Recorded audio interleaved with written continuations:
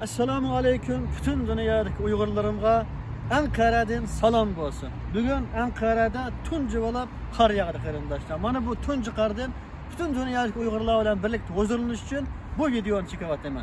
Suyumlu kardeşler, ben üzem karga bek amrak koygallıkım üçün, bulatmamış yeli yağın, yağmur yakkanda, kar yakkanda, ayal ballarım bilen şundak turuşku bek amrak kardeşler. Hatta şunu kılımen, çünkü bu karda intayin insan için hem toprak için nurgun faydalık ilmitler var.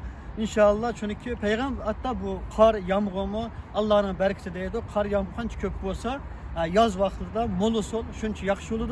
İnşallah bununki insan tini için bütün canlılık için üsümlük için faydası var arkadaşlar. Bana muşuna olan birlikte muşu tuncu karda sizlerge küçük vaktimizde koyduğum bir şiir var. Belki bunu hem bunlar bir şeyler mümkün. Yağmur yağdı, kar yağdı, şakırap gitti. Ütkemni maylisam pakırap gitti deydiğim bir şiir vardı. Biz bunu özgertip balavaklarımızda yağmur yağdı, kar yağdı, şakırap gitti.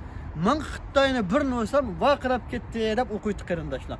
Hem şu çağlarda şu vatanda bulapma men atışdan keyin bulapma azga yizsa bizning yezilarga o'sha Xitoylar hatto kirolmaydi qarindoshlar. Biz aş Xitoy kirgan hamon biz o Xitoylarga nima ish qildik degan qarindoshlar taş etib, cho'mma etib, mayaldan chiqarib o'tdik. Az qo'shni boshqa mayaldan ashunda ekandik. Shu chaqda bizning bolalarimiz shunda jasorat va qarindoshlar.